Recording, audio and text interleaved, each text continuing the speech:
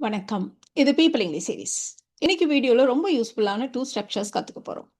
So எந்த மாதிரி இடங்கள்ல யூஸ் பண்ற ஸ்ட்ரக்சர் அப்படின்னா, உதவுறேங்கிற பேர்ல தான் உள்ள வந்தான். அறிவுரை சொல்றேங்கிற பேர்ல அவ என்ன ரொம்ப கிரிட்டிசைஸ் பண்ணான். இந்த மாதிரியெல்லாம் நம்ம சொல்றோம் இல்லையா? ஸோ இத சொல்றதுக்கான 2 ஸ்ட்ரக்சர்ஸ்.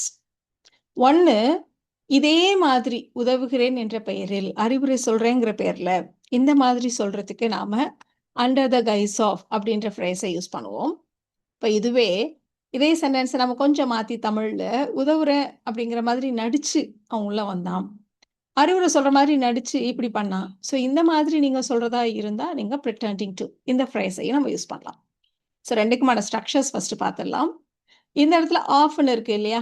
அப்போ நாம கண்டிப்பா பக்கத்துல ஒரு நவுன், வெர்ப் ஏதாவது இருந்ததானா அந்த ஜெரண்ட் ஃபார்ம்ல வெர்ப் பிளஸ் ஐஎன்ஜி. ஸோ இந்த மாதிரி நம்ம யூஸ் பண்ணுவோம். So subject, verb, under the guise of noun இல்லைன்னா வெர்ப் பிளஸ் ஐஎன்ஜி இந்த மாதிரி யூஸ் பண்ணுவோம். இதுவே நீங்க pretending to யூஸ் பண்றப்போ டூன்னு இருக்கு. அப்ப பக்கத்துல கண்டிப்பா பேஸ் வெர்ப். ஒருவேளை நீங்க ஏதாவது நவுனையோ இல்ல அட்ஜெக்டிவோ போடணும் அப்படின்னா பி சேர்த்து be plus adjective, be plus noun இந்த மாதிரி தான் நம்ம யூஸ் பண்ணணும் இல்லையா? ஸோ இந்த இடத்துல பெரும்பாலும் நவுன் தான் வரும். அப்படி வந்ததானா பி பிளஸ் நவுன் அந்த மாதிரி நம்ம யூஸ் பண்ணுவோம். இப்ப ஃபர்ஸ்ட் எக்ஸாம்பிள் அதே சிம்பிள் எக்ஸாம்பிள் எடுத்துக்கலாம். உதவுறேங்கிற பேர்ல வந்தான் இப்படின்னு சொல்லணும். ஸோ அவன் வந்தான் இதுதான் அந்த main sentence, main clause. He came என்ற பெயரில் அதுக்கு தான் நாம அண்டர் த கைஸ் ஆஃப் உதவுவது அதுதான் அந்த இடத்துல வேர்ப். அதை வந்து நவுன் ஃபார்ம்ல ஜெரண்ட் ஃபார்ம்ல சொல்லணும். அதனால helping. He came under the guise of helping. இப்போ இதே சென்டென்ஸை நீங்க ஒருவேளை உதவுற மாதிரி நடிச்சு அவன் உள்ள வந்தான் அப்படி நீங்க சொல்லுமானா he came pretending to help basic verb இப்படியும் நம்ம சொல்லலாம். இன்னொரு எக்ஸாம்பிள் எடுத்துக்கலாமா? வேலை பற்றி பேச வேண்டுங்கிற பேர்ல ஃபோன் பண்ணா. அவ ஃபோன் பண்ணா. ஷி கால்ட் மீ என்ற பெயரில் அண்டர் த கைஸ் ஆஃப் வேலையை பற்றி பேச வேண்டும், அதை பத்தி டிஸ்கஸ் பண்ணணும். அப்ப discussing work. She called me under the guise of discussing work. இப்போ இத வேலை பற்றி பேச வேண்டும் என்று நடித்து ஃபோன் பண்ணால் அப்படின்னா கொஞ்சம் ஆடா இருக்கு இல்லையா? அதனால இதை நம்ம pretending வச்சு சொல்ல வேண்டாம். இப்போ இன்னொரு எக்ஸாம்பிள் எடுத்துக்கலாம். அறிவுரை சொல்றேன் அப்படின்ற பேர்ல என்ன ரொம்ப அவன் கிரிட்டிசைஸ் பண்ணான் அப்படின்னு நம்ம சொல்லணும். அப்ப அவன் கிரிட்டிசைஸ் பண்ணான், ஹி கிரிட்டிசைஸ்டு மீ என்ற பெயரில் அண்டர் த கைஸ் ஆஃப் அறிவுரை சொல்வது.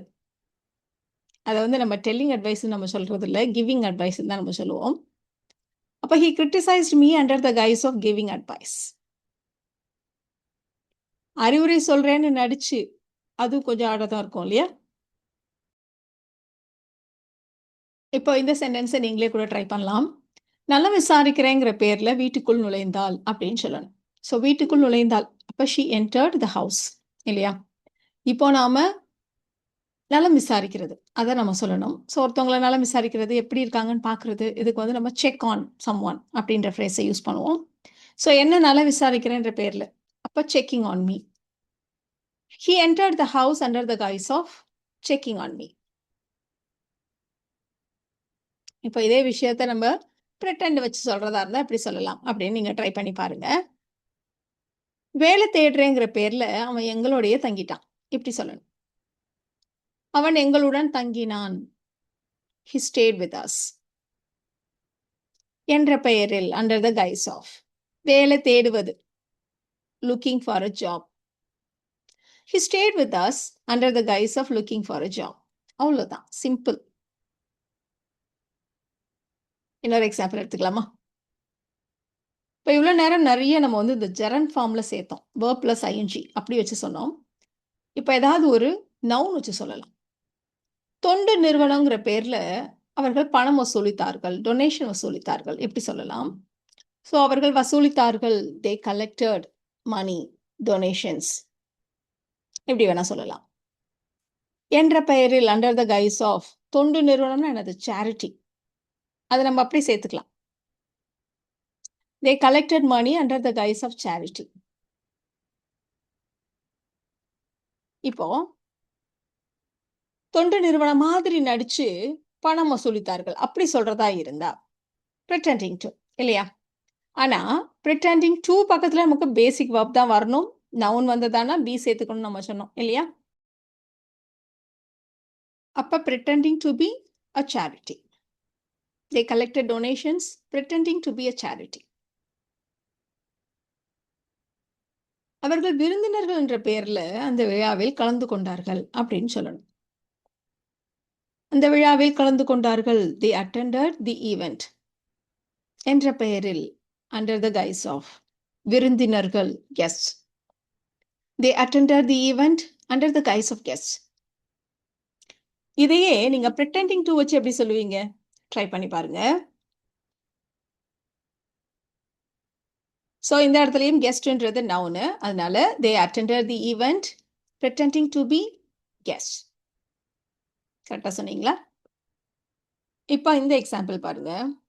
பயிற்சிங்கிற பேர்ல ட்ரைனிங்ங்கிற பேர்ல எல்லாரையும் அவன் கூடுதல் நேரம் வேலை செய்ய வைத்தான். ஓவர் டைம் ஒர்க் பண்ண வச்சான் அப்படின்னு சொல்லணும். ஸோ வைத்தான் ஃபோர்ஸ் பண்ணி ஒருத்தவங்கள ஒரு விஷயத்த செய்ய வைக்கிறதுனால நம்ம மேக்குன்ற வார்த்தையை யூஸ் பண்ணுவோம். Causative verb. அப்போ he made everyone work overtime என்ற பெயரில் under the guise of training. He made everyone work overtime under the guise of training. இப்போ நம்ம பார்த்த இந்த two phrases under the guise of pretending to இந்த two சென்டென்சஸை நீங்க ட்ரை பண்ணி பாருங்க. அக்கறைன்ற பேர்ல ரொம்ப தலையிடுகிறான். பார்சல் கொடுக்குறேன்ற பேர்ல அலுவலகத்திற்குள் நுழைந்தான். இதுதான் நீங்க சொல்ல வேண்டிய டூ சென்டென்சஸ். ட்ரை பண்ணுங்க. உங்களுக்கான ஆன்சர்ஸை அடுத்த ஸ்லைட்லயே செக் பண்ணிக்கலாம்.